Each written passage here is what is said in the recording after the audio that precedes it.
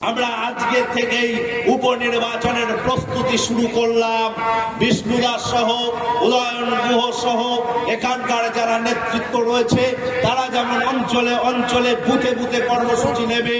2-3 জন অন্তত পক্ষে মন্ত্রী পরেশ অধিকারী সহ আমাদের দলের চেয়ারম্যান সহ আমি নিজে আমরা দায়িত্ব নিয়ে অঞ্চল ধরে ধরে কর্মী সভা করব।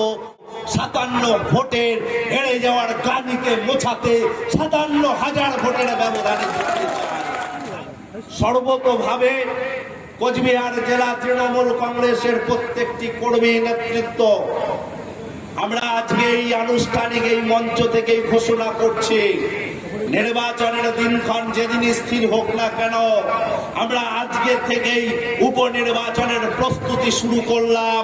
বিষ্ণুদাস সহ উদয়ন গুহ সহ এখানকার যারা নেতৃত্ব রয়েছে তারা যেমন অঞ্চলে অঞ্চলে বুথে বুথে কর্মসূচি নেবে, আমরাও জেলা তৃণমূল কংগ্রেসের পক্ষ থেকে 2-3 জন অন্তত পক্ষে মন্ত্রী পরেশ অধিকারী সহ আমাদের দলের চেয়ারম্যান সহ আমি নিজে আমরা দায়িত্ব নিয়ে অঞ্চল ধরে ধরে কর্মী সভা করব, মানুষের সঙ্গে জনসংযোগ করব। 57 ভোটের হেরে যাওয়ার গ্লানিকে মোছাতে 57,000 ভোটের ব্যবধানে জিততে চাই, তাই জন্য আমরা অঙ্গীকারবদ্ধ হব। মমতা বন্দ্যোপাধ্যায় কথা দেন, কথা রাখেন। তিনি নির্বাচনের প্রাক মুহূর্তে দাঁড়িয়ে প্রত্যেকটি নির্বাচনী জনসভায় কর্মী সভায় তিনি বলেছেন যে তিনি নির্বাচনে জেতার অব্যবহিত পরে সরকার গঠনের পরেই মানুষের জন্য তিনি প্রকল্প ঘোষণা করেছেন, সেগুলোকে বাস্তবায়ন করবেন। আজকে লক্ষ্মীর ভান্ডার প্রকল্প তপশিলি জাতি পরিবারের, রাজবংশী সমাজের, আদিবাসী সমাজের মানুষদের প্রত্যেকটি পরিবারের একজন মহিলাকে যার স্বাস্থ্যসাথীর কার্ড রয়েছে তাদেরকে 1000 টাকা করে এবং সাধারণ শ্রেণীভুক্ত মহিলাদেরকে 500 টাকা করে মাসে লক্ষ্মীর ভান্ডার প্রকল্প দেবেন। আগামী 16 তারিখ থেকে দুয়ারে সরকার কর্মসূচি হচ্ছে। আপনার নিজ নিজ এলাকার দুয়ারে সরকারের ক্যাম্পে যান, নাম নথিভুক্ত করুন। সেপ্টেম্বর থেকে আপনার অ্যাকাউন্টে 1000 টাকা করে ঢুকবে প্রত্যেকটা বাড়ির মহিলার অ্যাকাউন্টে।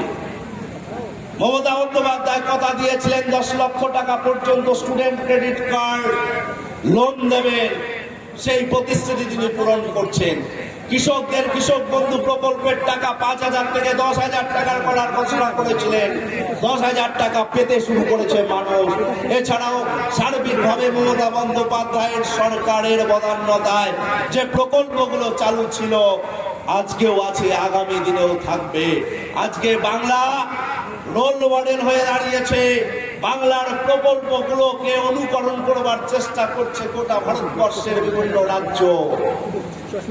আর আমাদের মূল লক্ষ্য 2024 মমতা বন্দ্যোপাধ্যায়কে মুখ্যমন্ত্রী নয় প্রধানমন্ত্রীর আসনে দেখতে চাই। তাই ওই উপনির্বাচনেও জিততে হবে, পঞ্চায়েতেও জিততে হবে এবং 24-এর লোকসভা আসনও আমাদের জিততে হবে। এই 3টি লক্ষ্য আমাদের স্থির রয়েছে। আর একটি বিষয়, পেট্রোল ডিজেল এবং রান্নার গ্যাসের মূল্যবৃদ্ধি কেন্দ্রীয় সরকারের চরম ব্যর্থতা, তার বিরুদ্ধে লাগাতার আন্দোলন কর্মসূচি চলবে।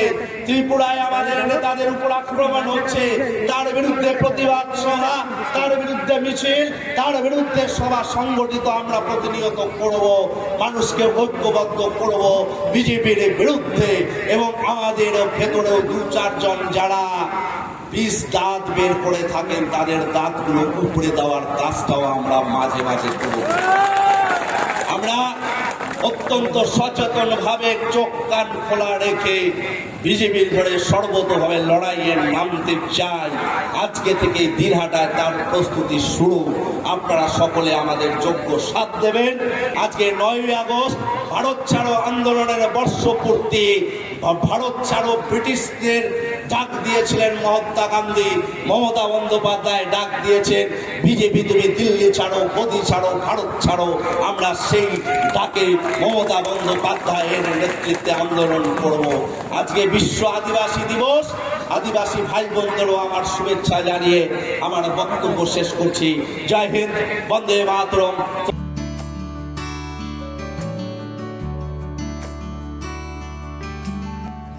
Orchid Homestay Chilapata. প্রকৃতির কোলে সময় কাটাতে চান? চলে আসুন অর্কিড হোমস্টেতে। থাকা খাওয়ার সুব্যবস্থা রয়েছে এখানে। এছাড়াও ট্রাইবাল ডান্স, জঙ্গল সাফারি এবং হোমস্টে থেকেই খোলা প্রকৃতির আবহাওয়া উপলব্ধি করতে পারবেন। বুকিং এর জন্য সত্ত্বর যোগাযোগ করুন 6294385130 এই নাম্বারে।